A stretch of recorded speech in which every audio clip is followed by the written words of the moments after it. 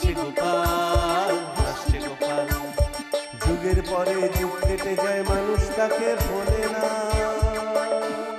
যুগের পরে যুগ কেটে যায়, মানুষ তাকে ভোলে না।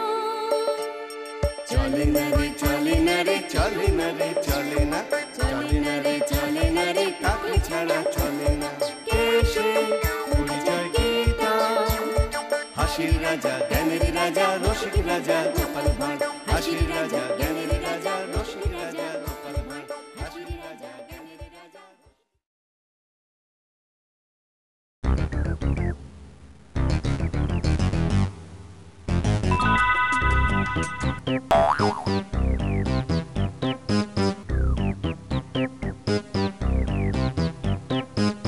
জাহাপানা, আমাকে ডেকেছিলেন? আচ্ছা, কেমন উজির তুমি? হ্যাঁ, দুধ আসছে না কদিন ধরে, আর তুমি সে কথাটা আমাকে জানাওনি পর্যন্ত। না মানে নবাব বাদশাহ, হয়েছে কি, আমাদের কোষাগারে টান পড়েছে তো, তাই প্রথমেই দুধটা বন্ধ রাখতে হয়েছে আর কি। চুপ রও, কোষাগারে টান পড়ছে বললেই হলো? হ্যাঁ জাহাপানা। তাহলে সেটা ভর্তি হবে কি করে সেটাও বলো, নাকি সেটাও আমাকে বুদ্ধি করে বার করতে হবে? বুদ্ধি করে বার করবে তাহলেই হয়েছে। কি বলছো উজির?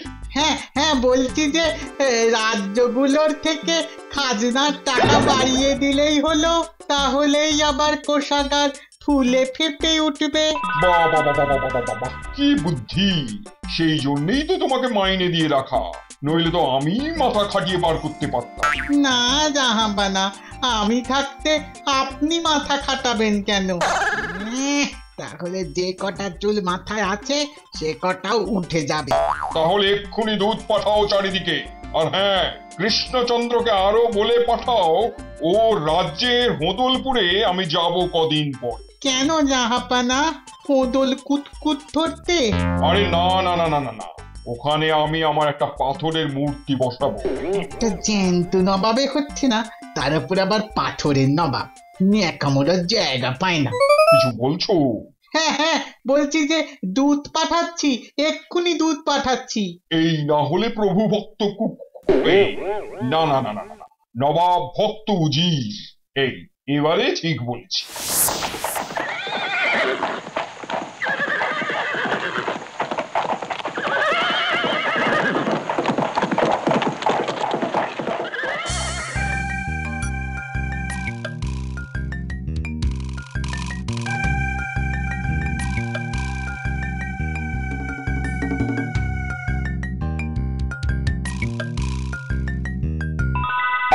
আমার মাথায় এই বাড়তি খাজনা দেবার একটা দারুণ মতলব এসেছে মহারাজ।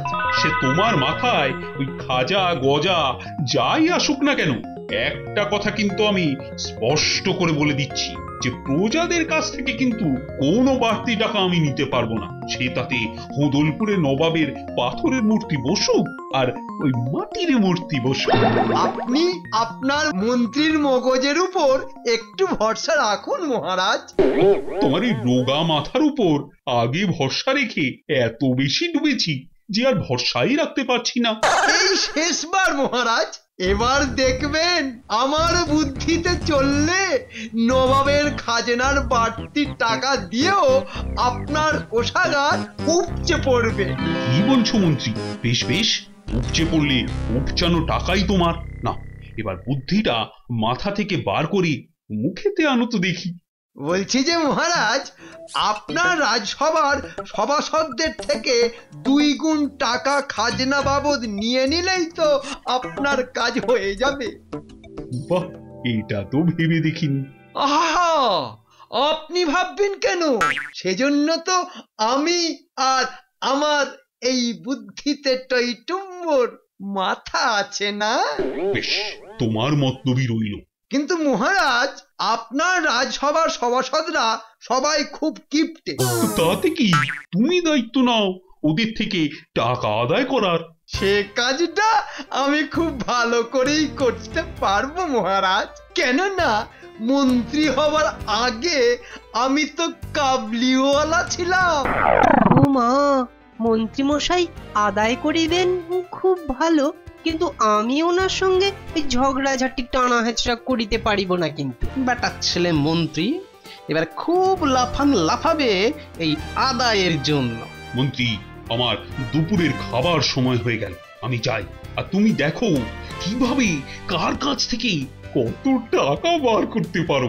কেমন? আপনি নিশ্চিন্ত হয়ে খেতে যান মহারাজ, নিশ্চিন্ত মনে খেতে যান। আর আমি দেখি এই সব কিপ্টে সভাসদদের কাছ থেকে কত টাকা হাতাতে পারি।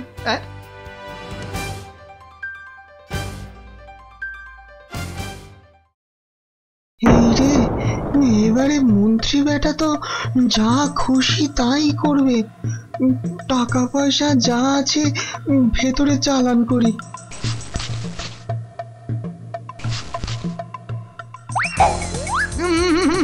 কি ঢোকাচ্ছেন ভেতরের দিকে?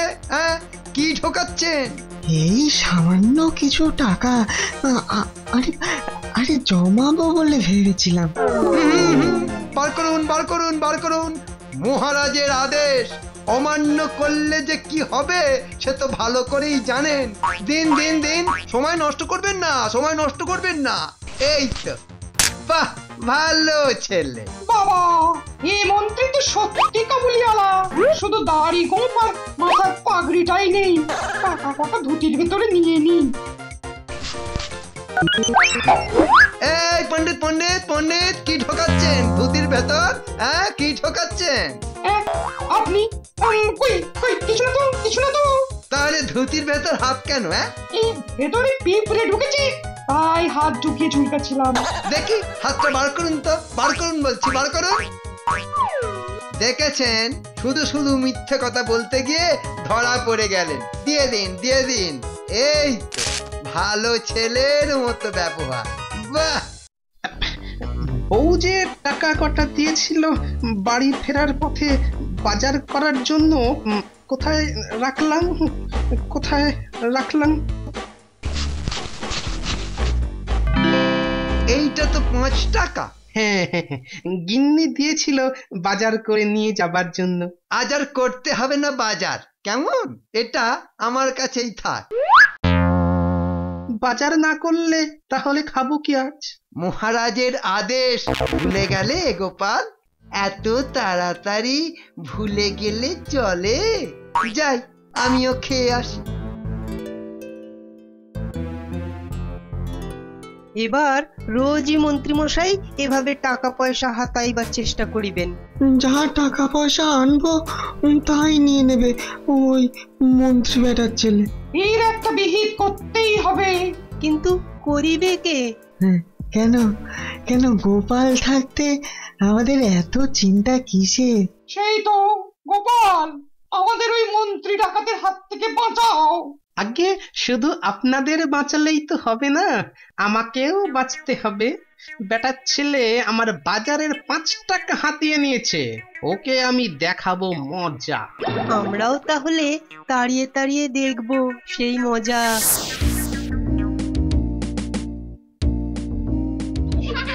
দারুণ দারুণ।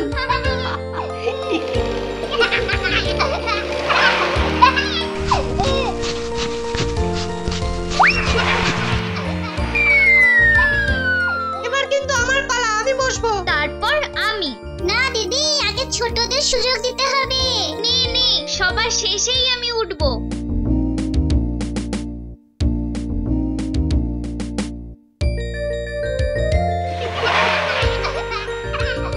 আরে গুলটে ন্যাপলারা না? তাই তো, কিন্তু ওরা ওটা কি নিয়ে খেলছে? বাহ, দারুণ জিনিস তো, চাকাও আছে। চমৎকার।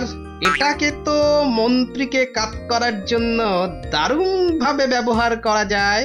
দেখি তো, এই বাচ্চারা এদিক চল, এদিক চল। আচ্ছা, এটা কার বল দেখি? গুলটে। এই গুলটে, তুই এটা আমাকে 2 দিনের জন্য দিবি? এটা কি বলছো বলো তো গোপাল দাদু? তোমাকে দেবো না তো কাকে দেবো? তুমি আবার ওটাতে চড়ো না গোপাল দাদু, পড়ে হাত পা ভেঙে যাবে। না না, যে চড়বে তার ভাঙলেই হবে। আবার কাকে শায়েস্তা করতে এটা নিচ্ছ দাদু? বাহ, বুঝে গেছে দেখছি। তা বুঝবো না, এতদিন তোমার কাছে গল্প শুনছি। বলো না কাকে জব্দ করতে যাবে তুমি এবার? আরে বলবো সব বলবো, আগে বেটা ছেলে জব্দ হোক। দারুণ হবে, আবার একটা সত্যি গল্প শোনা যাবে। আরে বাবা, আগে তো ঘটনাটা ঘটুক।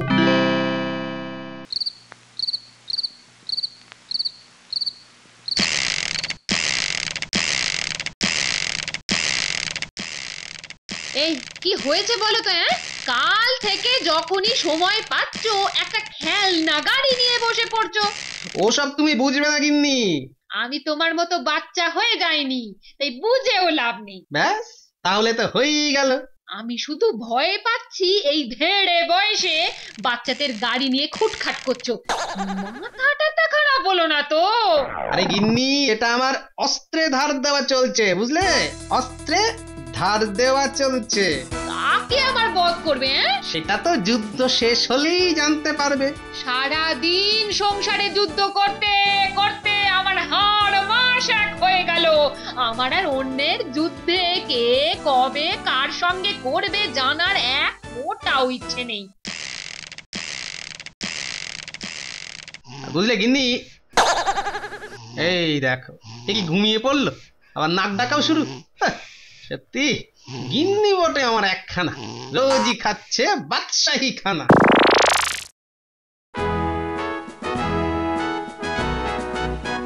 সভাসদগণ, আমি জানি দুপুরের খাওয়ার সময় হয়ে গেছে, কিন্তু মহারাজ আপনাদের কিছু বলবেন, তাই বলছি স্কুলে টিফিনের মতো চেঁচামেচি না করে একটু চুপ করে শান্ত হয়ে বসুন। নবাব বাদশাহ খবর পাঠিয়েছেন যে কালকে উনি হোঁদলপুরে আসবেন। তো আমি চাই যে আমার সঙ্গে আপনারাও চলুন ওই হোঁদলপুরে। কুতকুত করতে বা কিতকিত খেলতে নয় কিন্তু। নবাব যদি জিজ্ঞাসা করেন খাজনার ব্যাপারে, তবে আমি আপনাদের দেখাতেও পারবো। ঠিকই তো। ঠিকই তো। হ্যাঁ, শুধু আমাদের বিপদে ফেলা। মন্ত্রীর আর কি, বিপদ দেখলেই তো মহারাজের পেছনে গিয়ে লুকোবে। কি গোপাল, কিছু বেরোলো মাথা থেকে তোমার? কালকেই দেখতে পাবেন, মন্ত্রী আর লুকিয়ে কুল পাবে না।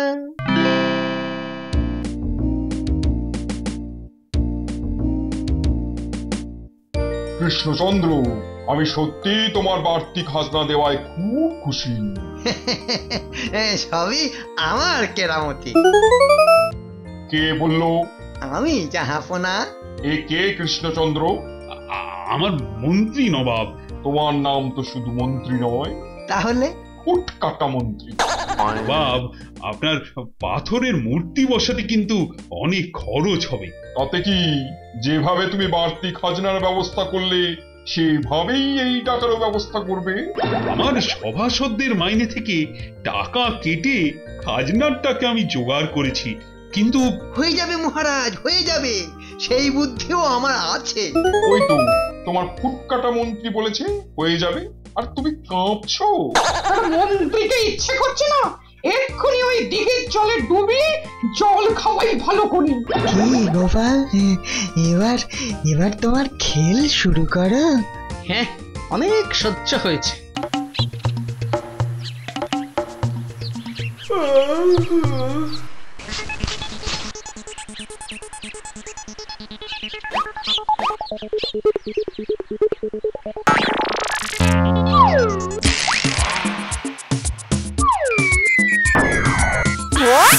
মহারাজ সাবধান, সাবধান, মন্ত্রী গাড়ি আসছে, সাবধান।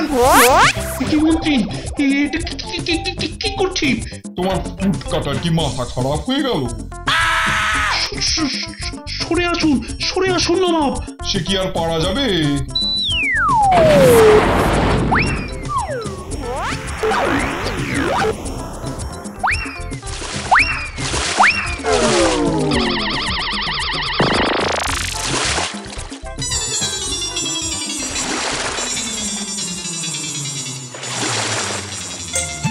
বেটা বজ্জা বজ্জাত ফুটকাটা মন্ত্রী কোথায়? আজ ওকে আমি আমার মূর্তি জলের নিচে ডুব দিয়ে নেমে খোঁজাবো। আমি তার আগে ওকে এই দিঘি 10 বার সাঁতার কাটাবো। না, আগে আমি ওকে আমার মূর্তি জলের নিচে ডুব দিয়ে নেমে খোঁজাবো। না যাবো না, ওকে আমি তার আগেই দিঘি 10 বার সাঁতার কাটাবো। সে তো নয় হবে, কিন্তু মন্ত্রী কোথায়? ওই তো মন্ত্রী মশাই ওইখানে গাছের ওপরে, কি মজা। একই মন্ত্রী, আপনি ওখানে উঠলেন কি করে? শুধু ভয়ে নয়, যমজ ভয়ে। একদিকে নবাব, অন্যদিকে মহারাজ। নেমে আসুন। না না না না, নেমে আসলে একজন জলের নিচে নামাবে আর একজন জলের উপরে ভাসাবে। না বাবা, না না না না। মন্ত্রী নেমে এসো, নইলে কিন্তু আমি গাছে উঠে তোমাকে দিঘির জলে ফেলবো। তুমি তাহলে গাছে উঠে কৃষ্ণচন্দ্র, বুঝলে, ওকে ঠেলে ফেলে দাও, আর আমি জলে রইলাম, দেখি কি করে পালায়। ওরে বাবা, এই যে ডাঙায় মহারাজ, জলে নবাব, বাঁচাও বাঁচাও, কেউ তো আমাকে বাঁচাও। মহারাজ আর নবাব মিলে আমাকে কাঁচা খেয়ে ফেলবে, বাঁচাও। এবারে দেখ কেমন লাগে।